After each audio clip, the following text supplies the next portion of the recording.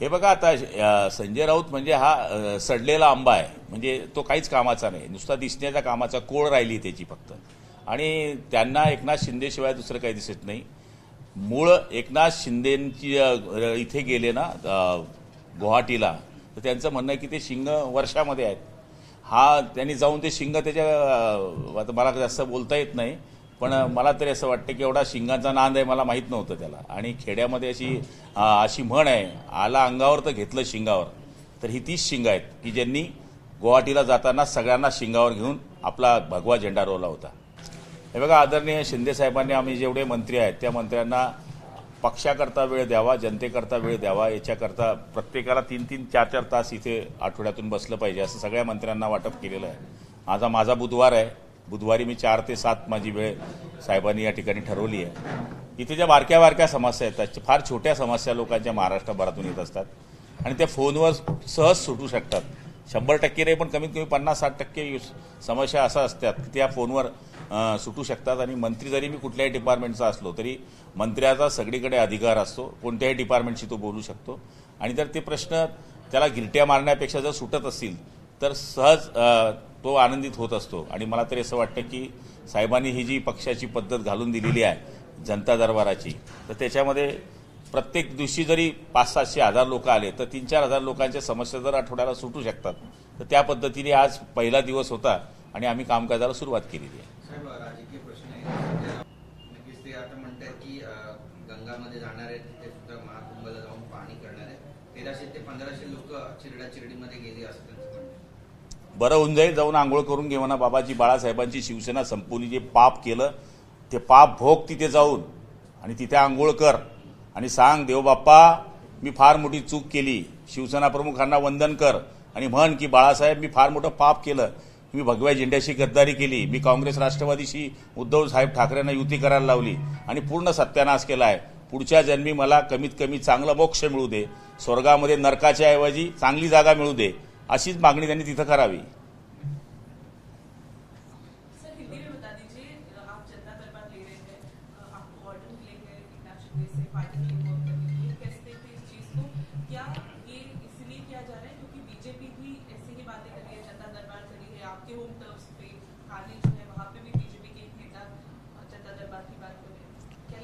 देखो, हम हमारे तहसील में बोले या डिस्ट्रिक्ट में जहाँ पे जाते हैं तो जनता दरबार जैसे ही काम करते हैं, लेकिन यहाँ पर स्टेट से जो लोग आते हैं वो जो उनके छोटे छोटे काम होते हैं, छोटे छोटे समस्या होती है वो हल नहीं होती. यहाँ पर आने के बाद यदि बता देते तो 50% समस्या तो फोन लगाकर बोलो या लेटर देकर उनका काम हो सकता है. और वो खुशी खुशी उनका काम होने से पार्टी का भी काम होता है और ऐसा लगता है कि सेना हमारे पीछे खड़ी है. और आदरणीय शिंदे साहब ने जो हमको आदेश किया है कि आप हफ्ते में यहाँ पर एक दिन बैठिए, तो हम जितने मिनिस्टर हैं सबको ड्यूटी लगाया इधर, और हम जनता दरबार का छोटा मोटा काम यहाँ पर कर रहे हैं. और मुझे लगता है कि आगे चल के इसको बहुत बड़ा रिस्पांस मिलेगा. कोई भी पार्टी अपना जनता दरबार करती है तो जनता के लिए अच्छा है, तो ज़्यादा ना घूमे, उसको तकलीफ ना होवे और उसके काम होवे.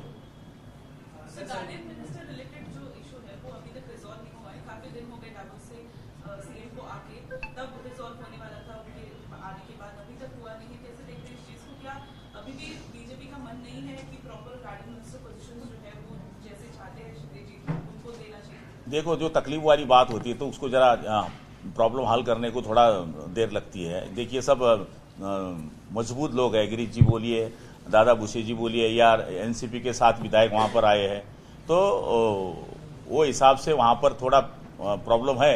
लेकिन मुझे मालूम है कि इसके पहले भी बड़ी बड़ी घटना घटी, लेकिन बाद में सुलझाई गई. ये भी सुलझाया जाएगा. इतना है, थोड़ा देर लग रही है. कोई नाराजगी नहीं है. और मुझे लगता है कि काम शुरू है. सब मिनिस्टर अपने अपने हिसाब से काम कर रहे हैं. सिर्फ गार्डियन मिनिस्टर का सवाल है, वो भी छूट जाएगा.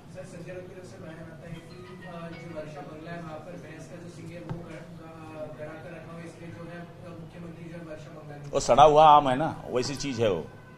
उससे ज्यादा बात करना भी उचित नहीं है. वो उसको गुवाहाटी मालूम है और हम गुवाहाटी गए थे, और मराठी में ऐसा कहावत है कि आला अंगावर तर घेतलं शिंगावर. अब वो सिंग कहाँ डालना है उसको मालूम नहीं है. सर, एक टीका जी त्यांनी केली आहे ती म्हणजे मंत्रिमंडळ म्हणजे येड्यांचा बाजार आहे असं म्हणतात संजय राऊत. नाही, हा कोण भविष्यकार वाया चालला आणि हा कोणता मानस उपचार केंद्राचा माणूस आहे. मूळ हाच वेडा झालेला आहे. आणि वेड्यांच्या बाजारामध्ये बोलण्याची याला लायकी तरी आहे का? मूळ हा माणूस कधी नगरसेवक झालेला नाही, कधी आमदार नाही, खासदार नाही, तर मंत्र्यांना वेळा म्हणण्याचा याला अधिकार आहे का? खरं म्हणायला गेलं तर भर चौकात आणलं पाहिजे आणि शिवसेना स्टाईल केलं पाहिजे त्याला. सर, अजून पालकमंत्री पदाचा तिढा सुटत नाही. नाशिक असेल किंवा रायगड असेल, सर्वच लक्ष तिथे लागलं आहे.